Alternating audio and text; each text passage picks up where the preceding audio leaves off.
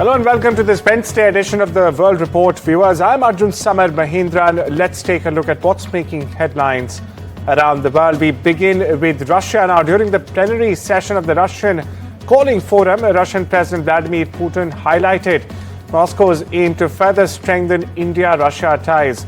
Now, the Russian president, viewers, reiterated increased trade volume with key allies, including New Delhi, and he also said that cooperation with India will be taken to the next level. Not only this, Putin also highlighted Russia as a strong friendship and cooperation with its strategic partner, India. Now, the statements come right before the Russian president's visit to India on the 4th of December. That's tomorrow on Thursday. Meanwhile, listen into what Putin said. Ну и вообще, мне с сожалением придется констатировать, что мне, собственно, придется, прежде всего, хочу поприветствовать участников и гостей пленарного содержательных дискуссий по вопросам, которые представляют интерес для бизнеса. Это мероприятие вновь собрало предпринимателей, инвесторов из десятков государств мира, прямо влияют на развитие торговых и инвестиционных связей с зарубежными странами. Мы будем и дальше выстраивать суверенную экономическую политику, действовать на внешнем контуре, исходя из собственных национальных интересов, потребностей отечественного бизнеса и наших граждан, выполнять обязательства перед иностранными контрагентами и наращивать сотрудничество с теми государствами, которые в этом заинтересованы. Уже говорил, таких стран, действующих рационально и прагматично, абсолютное большинство. За последние 3 года мы существенно увеличили объем торговли с ними. Прежде всего, имея в виду ключевых партнеров – Китай, Индию, с которыми нас объединяют долгие годы дружбы и стратегического взаимодействия.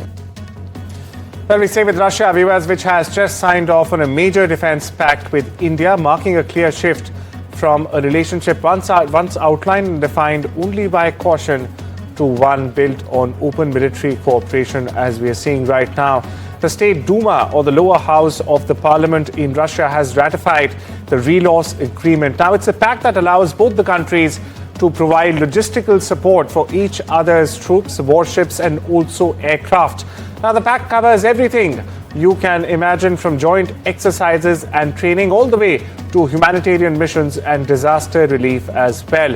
Russian officials, meanwhile, say it's another step towards what they call a strategic and comprehensive partnership.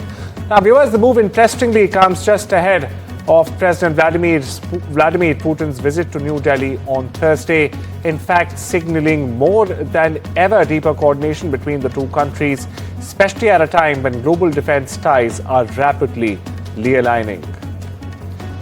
And viewers, when the chips were down, India did not stand alone. In Operation Sindoor, an old friend stepped in, and step in it did with steel, speed and firepower. Let's break down how Russia's decades-deep partnership powered India's battlefield edge against pariah Pakistan.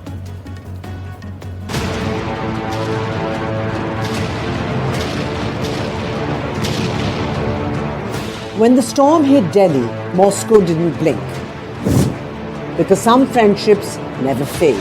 They forged themselves in fire, and in Operation Sindoor, that iron bond showed its strength again. Russia, India's all-weather friend, a partnership older than most of the systems it built. The results were crystal clear on the front line. There were pinpoint strikes as silent shields defended Indian territory. All this while jets roared with intent above. At the tip of the spear was the BrahMos, and during Operation Sindoor, it spoke with devastating accuracy.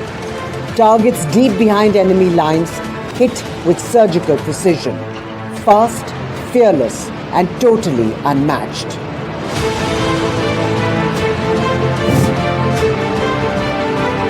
Above the battlefield, another giant stood guard. The S-400, a shield of radars, a wall of electronic eyes, drones and incoming threats intercepted, blinded, forced to turn back or be turned to scrap metal. And then came the Sukhois, the aircraft India knows as its own. Russian by origin and Indian by production, their strikes were sharp and decisive. But the story runs deeper than one operation, from historically being buyer and seller to now becoming co-creators.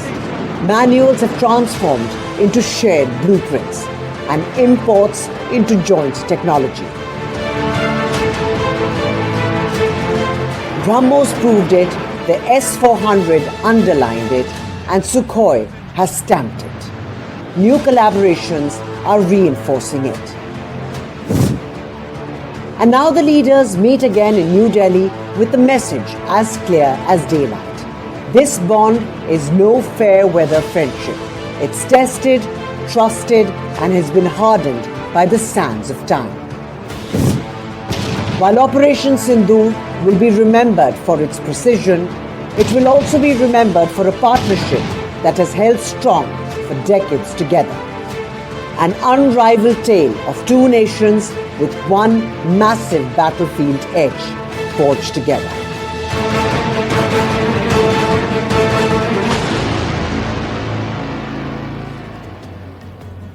Stay with Russia, where Trump's envoy Steve Witkoff and his son-in-law Jared Kushner met with President Vladimir Putin earlier today at the Kremlin.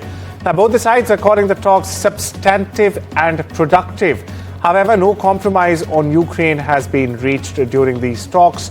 Kremlin aide Yuri Ushakov, meanwhile, says some US proposals look more or less acceptable, while others, well, they do not suit us, and key territorial issues remain unresolved still. Now, despite the marathon session, viewers, NATO officials are warning that they see absolutely no sign that Russia is ready to make meaningful concessions. Meanwhile, Ukrainians continue living under rolling outages and freezing homes as strikes still persist, underscoring the gap between negotiation rooms and daily life on the ground. We get you more reactions on this. Пока еще компромиссного варианта найдено не было, но некоторые американские наработки, они выглядят более-менее приемлемо, но их нужно обсуждать. Некоторые формулировки, которые нам были предложены, они нам не подходят, то есть работа будет продолжаться.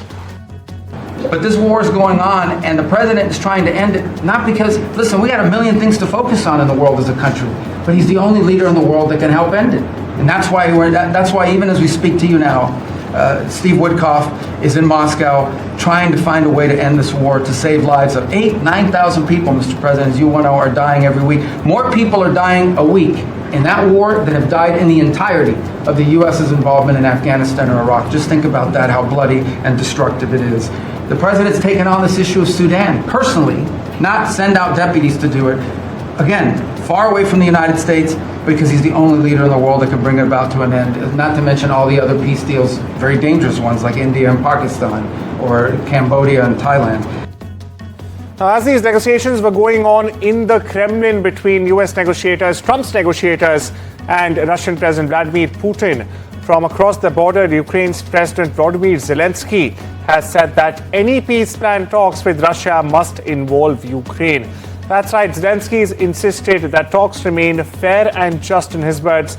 Now, details of these peace talks remain scarce despite the ongoing efforts, and bridging gaps between the sides is challenging and will continue to remain so. Meanwhile, listen in to what Zelensky had to say. Важливо, щоб все це було справедливо і відкрито, щоб не було ніякої гри за спиною України, щоб нічого не було вирішено без України про нас, про наше майбутнє. We shift our focus to Southeast Asia now, viewers, where former Pakistan Prime Minister Imran Khan is alive but is being mentally tortured, claimed his sister Dr. Uzma Khanum. Now, the claims come after a 20-minute meeting with her brother in Rawalpindi's Adiala jail, the infamous Adiala jail where Khan is being held for more than 3 years.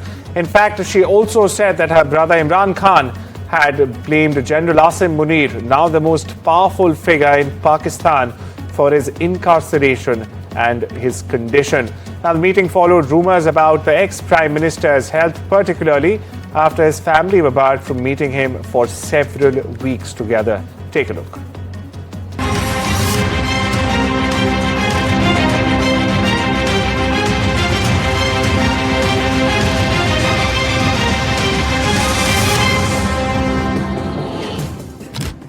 It began with a swirl of rumors. Fake reports circulating out of Afghanistan claiming that Imran Khan was dead and the Pakistan administration was hiding the truth. On Tuesday, much to the relief of Imran Khan's family, confirmation was out that Khan was very much alive. Uzma Khan, Imran Khan's sister, was granted access to see Imran lodged in the Adiala jail in Rawalpindi. The meeting was a brief one, lasting about 20 minutes. सेहत अल्हम्दुलिल्लाह ठीक है, मगर ज़हनी वो उन्होंने बड़े गुस्से में थे, कहते हैं कि हमें ये मेंटल टॉर्चर कर रहे हैं और सारा दिन कमरे में बंद, थोड़ा सा बाहर जो निकल सकते हैं, कोई किसी से कम्युनिकेशन नहीं, कहते हैं कि आसिम मुनीर जिम्मेदार है, ये सब कुछ हो रहा है। बाकी कितनी देर मुलाकात रही है मैडम आपकी? अच्छा, सेहत उनकी ठीक है? Imran's sisters mounted pressure on the administration by taking to the streets, protesting at the Adiala jail, demanding access and justice for Imran Khan. His son said the authorities were concealing something irreversible about his condition after more than 3 weeks with no evidence that he is still alive. I have no exact idea, but I feel that they don't want anyone to meet Imran Khan and bring his message outside the jail. This is what I feel. And secondly, they want people to get more disturbed. You know, you keep thinking what is going inside the jail. And this is like an abuse. It is like a mental and physical abuse of Imran Khan. Imran Khan has been in jail since August 2023, serving a 14-year sentence on corruption charges, which his party alleges are politically motivated. His family and supporters vow to continue demanding transparency and justice as Pakistan watches closely. NDTV Bureau Report. Further east, South Korean President Lee Jae-myung has said there was still work to be done to address the fallout of the martial law. Now, the act was Lee's predecessor's failed attempt around a year ago. The president has vowed that the perpetrators be brought to justice. The attempt to impose martial law by former President Yoon Suk-yeol threatened a major setback to the country. However, the people rose up and stopped the military with their bare hands. Pope Leo XIV commented on efforts to reach peaceful solutions to conflicts in Ukraine and Venezuela. Now, this came during his in-flight press conference returning from Beirut to Rome on Tuesday. The Pope said that the Holy See was conducting behind-the-scenes conversations aimed at promoting peace between the two countries. The Pope just also, by the way, concluded a 6-day trip to Turkey and Lebanon, his first as pontiff. Listen in.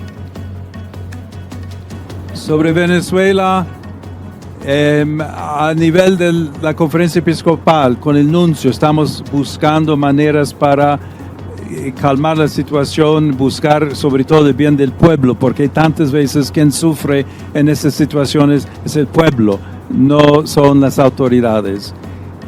Las voces que vienen de Estados Unidos cambian con cierta frecuencia a veces.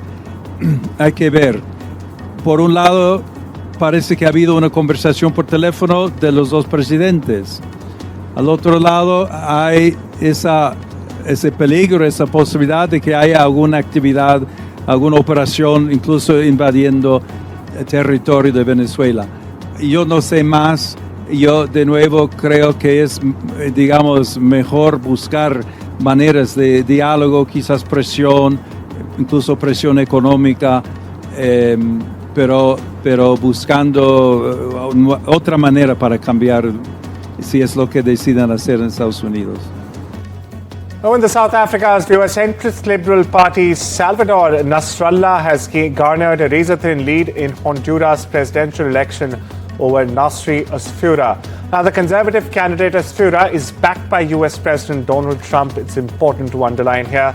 The vote count was plagued by several delays and allegations of fraud. Combined with them, Now, the latest results showed Nasrallah on 40.13 percentage points and Asfura of the National Party on 39.71 percentage points, with around 68% of votes counted. US President Donald Trump has pardoned former Honduran President Juan Hernandez, freeing him from a 45-year sentence. Now, the sentence, viewers, was for conspiring to import tons of cocaine into the United States. Now, Trump's extraordinary move risks weakening US credibility in Latin America and could very well embolden corrupt anchors as well. That's what the critics are pointing out. Not only this, it is also likely to draw criticism, and stark criticism at that he's undercutting decades of US efforts to fight transnational drug networks. Over in Western Europe, German Interior Minister Alexander Dobrindt on Tuesday inaugurated the country's new federal police's drone defense unit. That's correct. Now, this unit can be deployed across the country and is, in Germany's words, equipped with the latest technology for smart drone defense. The unit is designed to detect, intercept, and also shoot down unmanned aerial vehicles, or UAV, or drones, as we know them. Up to 130 police officers will work in the drone defense unit. Now, in addition to this new unit, German airports are also being upgraded to detect and defend against drone threats. Colombia's Geological Survey has raised an alert status after the Puris volcano erupted for the first time in decades. The orange level alert was issued as footage was released showing ash and smoke spewing from the volcano near the city of Popayan. The coordinator of the Volcanological Observatory, Jamie Raigosa, said on Tuesday that the volcano last erupted in 1977. Almost 50 years ago, that is. Meanwhile, ash was blown as far as Popayan, located about 28 kilometers away from this volcano. The smoke, meanwhile, triggered officials to raise the alert level to orange. We get you more. De que eran muchas emisiones de ceniza al día. Ya en la madrugada del día sábado, pues ya tuvimos un sismo que nosotros llamamos un sismo híbrido, que se localizó en el cráter del volcán. Un sismo híbrido es un sismo que es de fractura, nosotros llamamos volcanes tectónicos, y están asociados también a movimientos de fluidos. Después de este sismo ya tuvimos una erupción pues bastante importante, que causó caída de ceniza, inclusive aquí en Popayán fue poca caída de ceniza, pero ya Popayán está a 28 kilómetros de distancia. Large crowds of mourners gathered at Witkoff Court in Hong Kong's Tai Po on Tuesday to mark the traditional First Seven Memorial. The memorial took place exactly 7 days after the massive fire that left at least 56 people dead. Meanwhile, officers from the Hong Kong Police Unit continue to investigate the scene of the blaze. Starting from today, that's Wednesday, residents of the Witkoff Courthouse will be allowed a one-off return to their homes. According to the Home Affairs Department, residents can also collect important or valuable personal items from the building. Listen in. 容許宏福苑宏志閣嘅居民一次性返回住所，攞返自己一啲重要或者貴重嘅個人物品。民政事務總署、社會福利署同埋公務員嘅應急隊會派員在場支援。行動嘅要點如下：居民呢係可以喺10月3號至到10月4號朝頭早9點至到夜晚9點嘅任何時段，帶同身份證明文件，去到廣福邨廣義樓側根嘅報到點報到。由於有2日咧，每日12個小時嘅時間，所以咧大家居民係唔需要急於喺聽日一大早咧就到場嘅。每戶咧可以喺上述嘅時段返屋企一次，每戶限2個人同時上樓，逗留最多1個半小時。由於現場仍然需要封鎖進行後續嘅工作咧，因此警方係要求居民攞返重要嘅個人物品之後咧係必須離開嘅。民政事務總署同埋公務員應急隊會派出充足嘅公務員人手提供支援，確保每一戶上樓都有公務員陪同。警務人員亦都會駐守喺每一層樓維持秩序。如果住戶有需要嘅話，喺門內守候嘅公務員呢，係可以協助聯絡同埋搬運行李等等嘅。Samba artists boarded a train to the iconic Christ the Redeemer statue for a Thanksgiving Mass high above Rio de Janeiro. The city marked the National Day of Samba on Tuesday. The traditional Corcovado train was transformed into the Samba train as guests departed from a Cosme Velo station. Now, this marks the 30 years of the Samba train, the annual musical ride from central Brazil to Oswaldo Cruz. It's a neighborhood widely regarded as the birthplace of key Samba traditions. We get you more. O samba é a minha vida, o samba é o meu amadurecimento, o samba é o meu sonho, minha razão de viver. Eu tenho dois grandes amores, meu filho e o samba. A arte da porta-bandeira, ela transformou minha vida, me trouxe dignidade, oportunidade, missão de vida. Então hoje comemorar o Dia Nacional do Samba aqui no Cristo Redentor é uma alegria não só para nós que estamos aqui, mas para nossos ancestrais que tanto sofreram, mas que resistiram para que nós estivéssemos aqui hoje representando, dando muito. Well, with that, it's time we slip into a short break, viewers. Much more lined up on the other side. Needless to say, don't you go anywhere.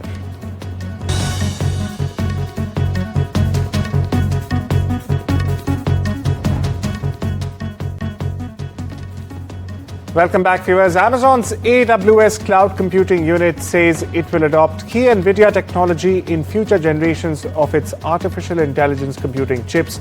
Now, this comes as the firm ramps up efforts to attract major AI customers to use its services. Amazon Web Services said it will adopt a technology called NVLink Fusion in a future chip known as the Trinium 4. It, however, did not specify a release date. The NVLink technology creates speedy connections between different kinds of chips, and it's also one of NVIDIA's crown jewels.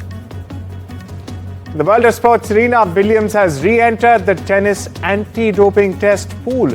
However, the 23 times Grand Slam champion has denied return to the sport she dominated for nearly 2 long decades. The International Tennis Integrity Agency, meanwhile, has confirmed that Williams, who has not competed since the 2022 US Open, was among its list of players in the testing pool. Now, viewers, this requires individuals to provide their whereabouts at any given time every day. Furthermore, they are also expected to participate in random textings that take place.